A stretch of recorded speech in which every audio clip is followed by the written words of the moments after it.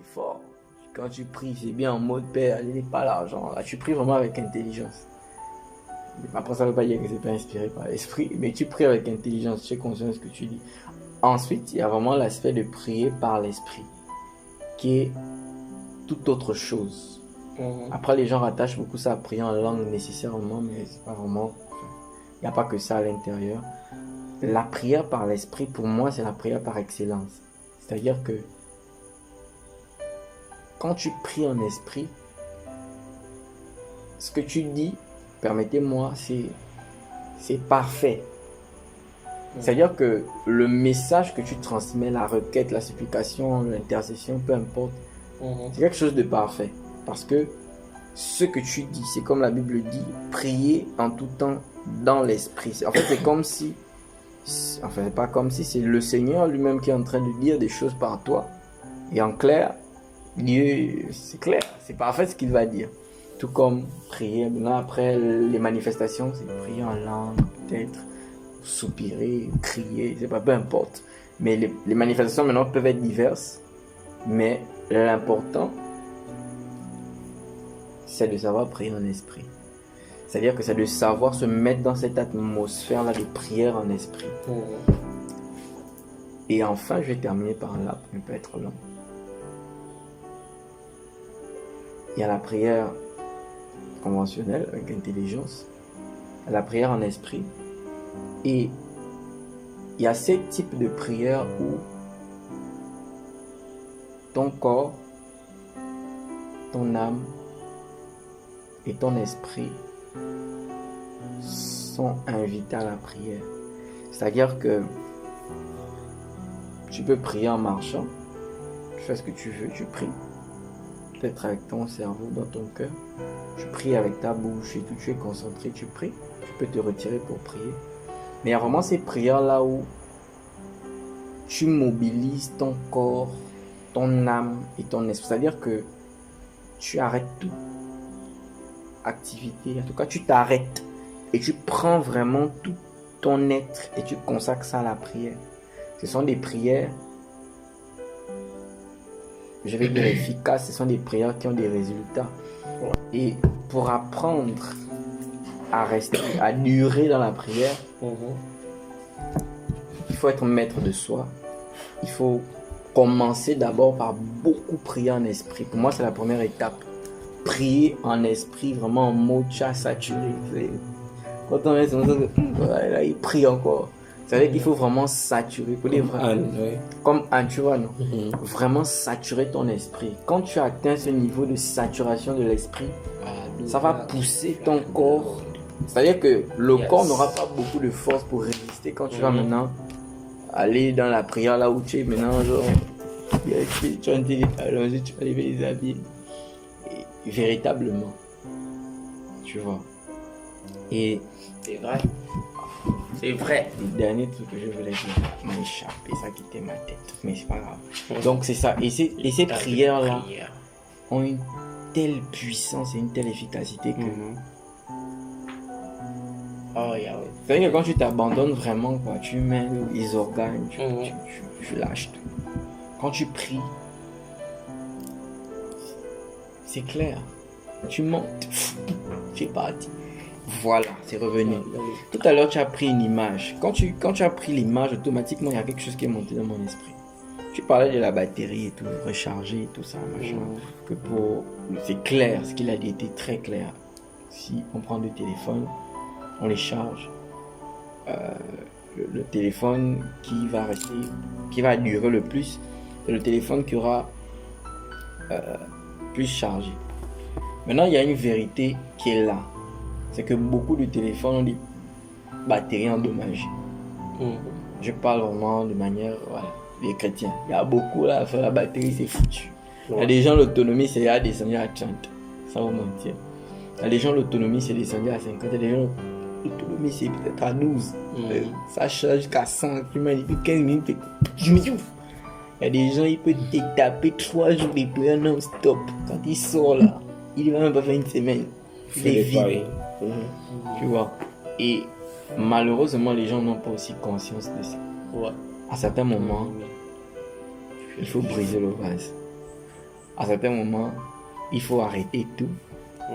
Tu prends le vase, tu casses. Seigneur, donne une nouvelle batterie. Parce que là, c'est plus bon. C'est clair. Parce que la réalité, c'est que si on continue, et c'est ce que le Seigneur me disait tout le temps que j'étais là, et le Seigneur me disait que si vous continuez à recharger des batteries mortes, voilà, Ça va exploser. vous n'allez pas dire, vous n'allez Ça va se gonfler comme Tu on vois, voit. non? Les téléphones qui viennent se gonfler. Ça convulse, oui, tu vois, Super il n'y a rien. Tu charges, tu sens que tu es content, la batterie à 100%, ça dure. Hein. Après, biou, ça à 14%. Tu sens... Qu'est-ce qui s'est passé? Malheureusement, c'est parce que souvent les batteries sont déjà malades. La batterie, c'est clair, c'est ce qui conserve l'autonomie. Et ce qui conserve l'autonomie en tant que chrétien, c'est nous-mêmes, c'est nos vases, La c'est nos gestion esprits, aussi. c'est notre cœur. Et si on est brisé, on a parce que ce qui détruit la batterie, c'est quoi? C'est les coûts, c'est la manière de la gestion, la mauvaise gestion de ce qu'on a reçu, de ce qu'on reçoit, comme la manière de charger, tout ça, la mauvaise manière de se recharger aussi avec le Seigneur, la mauvaise manière de gérer son intimité. Ça endommage la batterie. Et malheureusement, nous tous, je dis bien nous tous, tous les chrétiens qui sont sur la terre là, ils ont les batteries endommagées. À un certain moment, la batterie va forcément s'user. Et à ce moment-là, il faut d'abord réaliser que ta batterie elle est usée. Quand tu réalises ça, tu prends le vase, tu brises. Comment briser le vase? C'est simplement demander au Seigneur de... En fait, c'est en mourant. C'est-à-dire que ce sont les temps de prière là où tu demandes au Seigneur... Enfin, tu te livres, quoi. Seigneur, je ne veux plus ça. Le nouveau vêtement. Et le temps de prière là où vraiment, Seigneur, change la qualité de mon vase, change le contenant. Ce qui va contenir ce que tu veux déverser. Très souvent, on assiste à des temps, des rafraîchissements, le feu, les batteries sont foutues, les vases sont vieux, ce sont les vieilles autres en fait. Et souvent, il y a même un peu encore le vin dedans, c'est-à-dire que c'est le vin pourri, c'est plus bon. Et quand l'huile là vient tomber sur lui, tombe, il manifeste, c'est pour qu'il casse les choses. C'est ça, confusion, l'onction vient toucher les oui. Si vous sentez que c'est le chaos, la chaise est obligée de se casser. Les gens, oh non, on est sous onction et on entend pour les vrais. La réalité derrière, c'est que le vase n'était pas bon. Et la Bible est claire, quand on met du vin nouveau dans une vieille outre, ça se brise. Il a parlé du sang. Il a parlé de ça. Prophétiquement. Ça se brise. Et quand ça se brise, ça veut dire quoi? C'est-à-dire que ce sont des gens qui sont dans la confusion. Tu vois, non? C'est-à-dire que on peut être là, tu sors d'un temps pur, d'onction et tout, mais après tu sors confusion. Tu sens que, mais qu'est-ce qui se passe en fait? J'étais fortifié, mais je suis confus. En fait, c'est parce que le vase n'est plus bon. Ouais. Il faut s'asseoir, briser le vase, demander une nouvelle batterie. Et après, c'est le chose. Et quand on a une nouvelle batterie, il y a la technique, non? Il y a un temps qu'il faut d'abord. Ça se charge bien. Parce que si même quand tu as une nouvelle batterie, tu ne prends pas le temps. Bijou, la batterie aussi, n'importe quoi. Avant le temps. Tu vois, non? Effectivement. Amen. Alléluia. C'est magnifique ce que tu as touché comme aspect, les trois aspects que tu as touchés. Surtout ce qui m'a beaucoup intéressé. Lorsque tu disais que la prière, c'est un lieu, tu as détaché un peu, un état. Vraiment, c'était très, très encourageant. Je bénis le Seigneur sur les différents points que tu as donnés. Et à la fin de ton discours, là, un peu, tu parlais de progression. Et effectivement, c'est qu'en réalité, même lorsque, dans l'une des manifestations de la prière, qui est le parler en langue, en réalité, les principes divins voudraient que même notre manière à parler en langue change. C'est une vérité. Ce n'est pas la religion, c'est une vérité. C'est-à-dire que quand tu montes dans la prière, il y a un niveau 1, il y a un niveau 2, il y a un niveau 3, même par rapport au parler en langue. Il y a un niveau 1, il y a un niveau 2, il y a un niveau 3. Vous voyez un peu. Donc c'est ça en fait. Et même comme ça, même dans la manifestation des dons du parler en langue des anges, le Seigneur, en atteignant par exemple le niveau 4, tu commences à parler le mandarin. Par exemple, ça, comment ça se passe? C'est important de le faire. Et c'est important de vraiment développer, comme tu disais, cette vie. On ne peut pas avoir une vie de prière et rester les mêmes, étant donné que quand on est en prière, notre esprit est connecté à la source qui est le Mashiach. Et donc, naturellement, nous sommes censés gravir en échelon. Ça, c'est très important. Tu as aussi touché un aspect qui est très, très, très important, c'est par rapport au vase.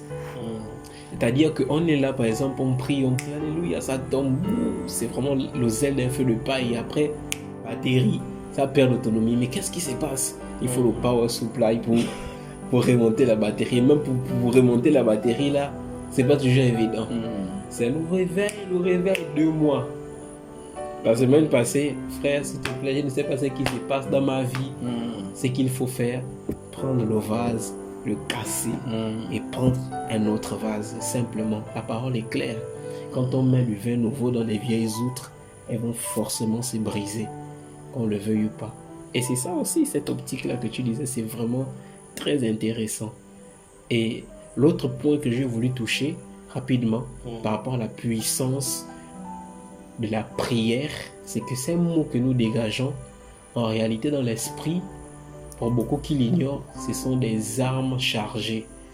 La dernière fois, on a parlé des 8 armes du chrétien. Et la prière fait partie de la 8e arme du chrétien. Parce qu'après Paul, quand il va toucher le casque du salut et bien d'autres, il va dire à la fin, prier, voilà.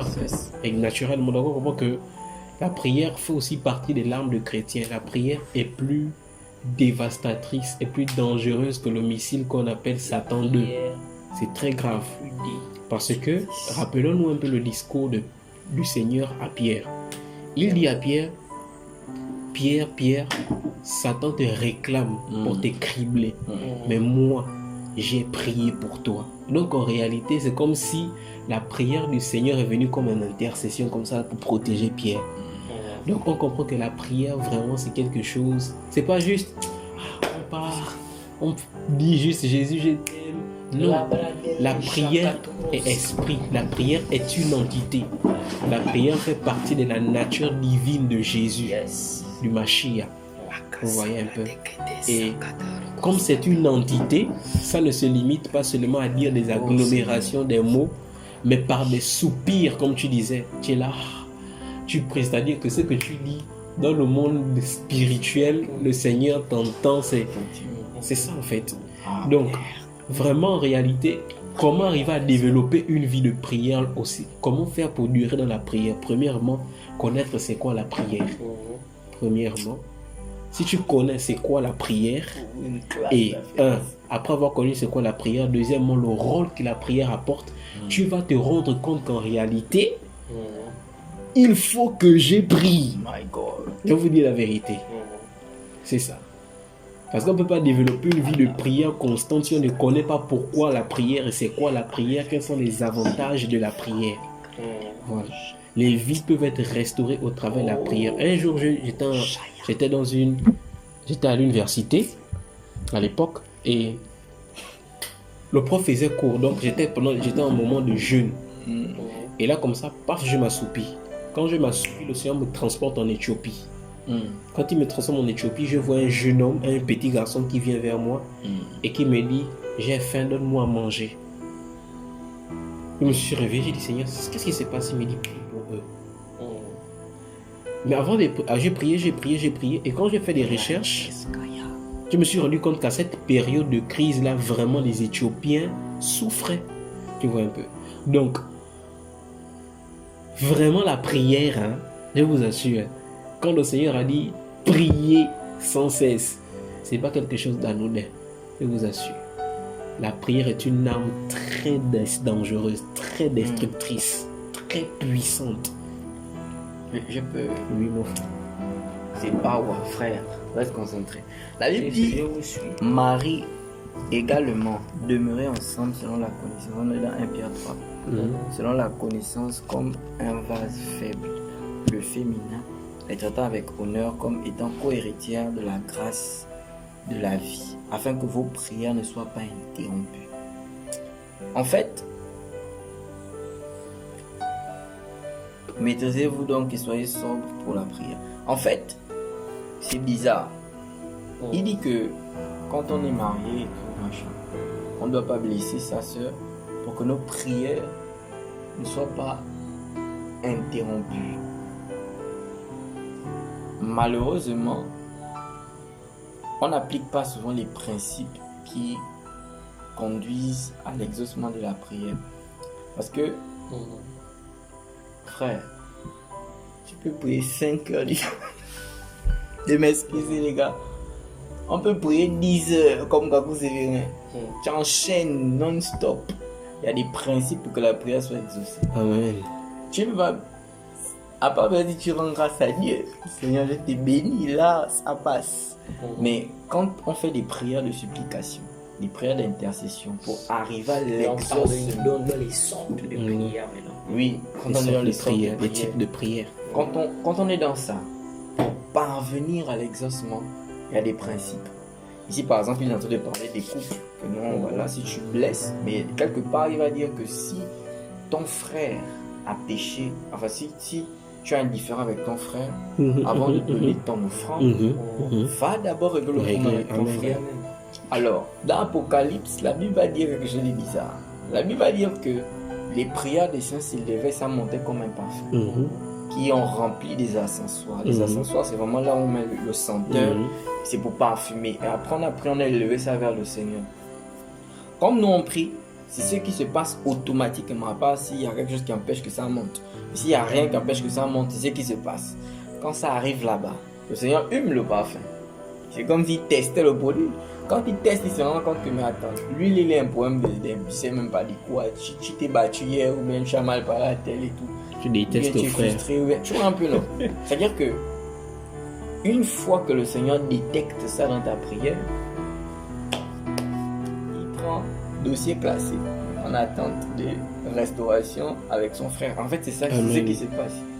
Toutes les fois qu'on a un problème avec un frère, avec une soeur, qu'on a blessé quelqu'un, on a fait un truc, il n'a pas été restauré. Peu importe ce qu'on va dire. Quand on prie, quand on demande à Dieu, ça ne va pas bouger.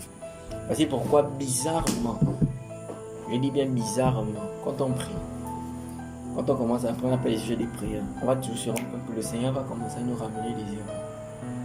C'est bizarre, mais c'est souvent ce qui arrive en général.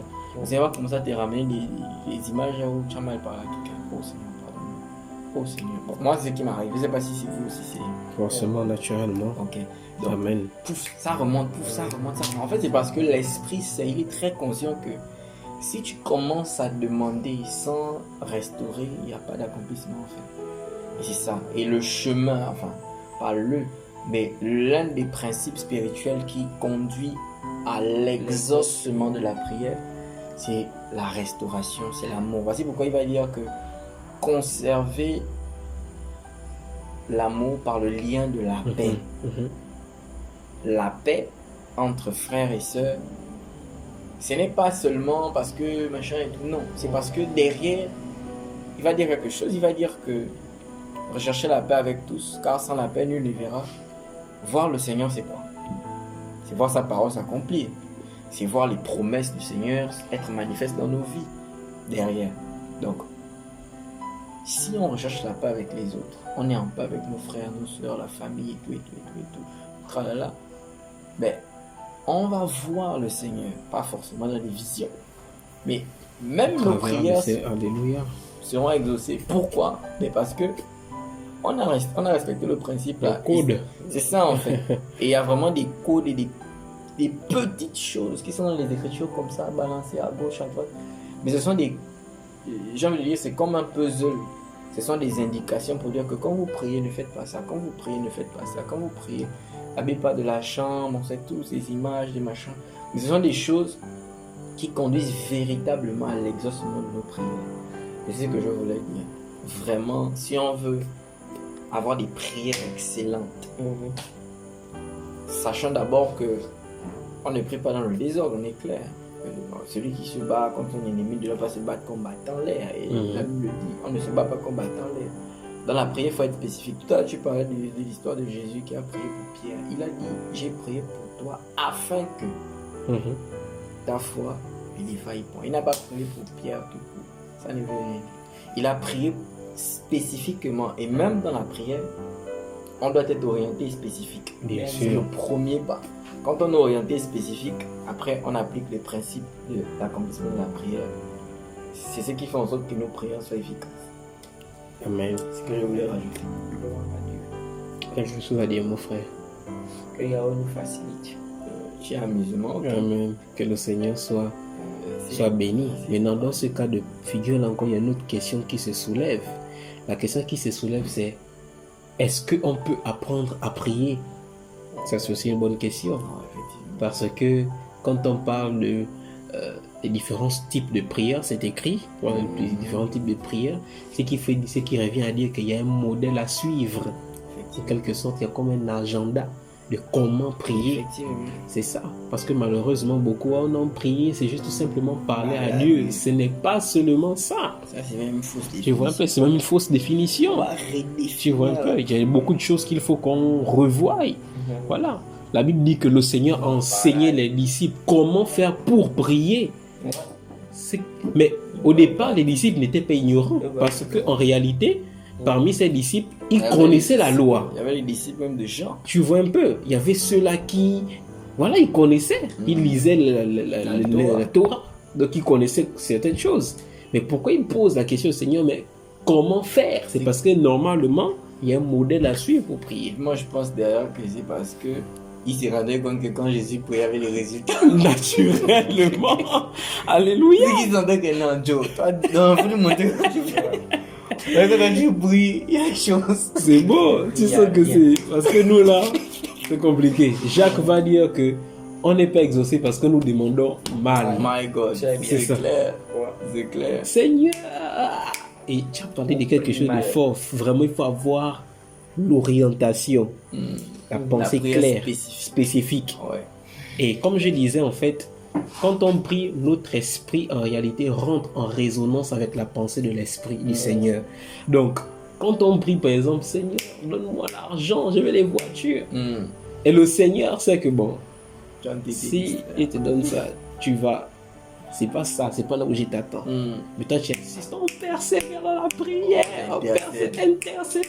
Le Seigneur ne t'attend pas là. Mais pourquoi tu insistes? Parce que tu n'as pas le modèle de la chose. Amen. C'est ça, tu n'as pas le modèle. Si tu as le modèle de la chose, les choses vont... Et même, voici pourquoi beaucoup même passent du temps à prier, mais beaucoup de choses ne s'accomplissent pas. Mais comment c'est possible? Ok, mais Seigneur, est-ce que c'est ta volonté que j'ai ça?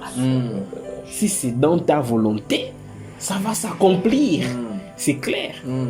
Mais non, si c'est pas dans sa volonté, c'est clair qu'on va passer du temps à patauger. Parfois, on va même dire que le Seigneur n'est pas avec nous.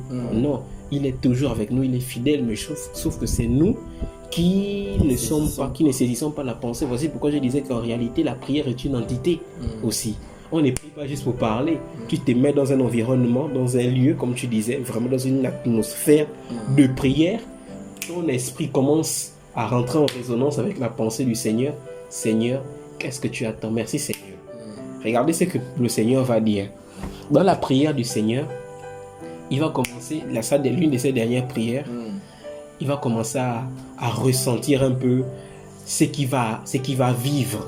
Donc, quand il parle, après il dit, Seigneur, que ta coupe même, si seulement cette coupe pouvait s'éloigner. Donc, quand il prie, un moment, il revient sur ses pas. Il dit, non pas ma volonté, mais la tienne. Donc, en réalité, même quand il disait la chair, poussait le Seigneur à dire, non, Seigneur, en réalité, que la coupe là s'éloigne. Mais parce que le Seigneur est un homme spirituel, il a compris que ce que le Père lui attendait à faire, c'est de porter, de boire la coupe. C'est ça en fait. Amen. Donc, on prie. Seigneur, qu'est-ce que tu m'attends clairement à dire dans ce que... Et en fait, il y a des indications aussi. Parce qu'on est seulement charnel. Quand la Bible parle de la prière avec persévérance, la persévérance, c'est pas la souffrance. Amen. C'est pas la souffrance. Amen. Tu vas insister sur un sujet de prière, tu vas réaliser que tu souffres. Vous savez que toi, tu sais qu'il y a des prières, toi, tu pries, tu sens que c'est un combat. Amen. Tu vois. Souvent, ce n'est pas une lutte, une opposition du monde des ténèbres. C'est simplement parce que c'est pas la pensée de Dieu. Amen.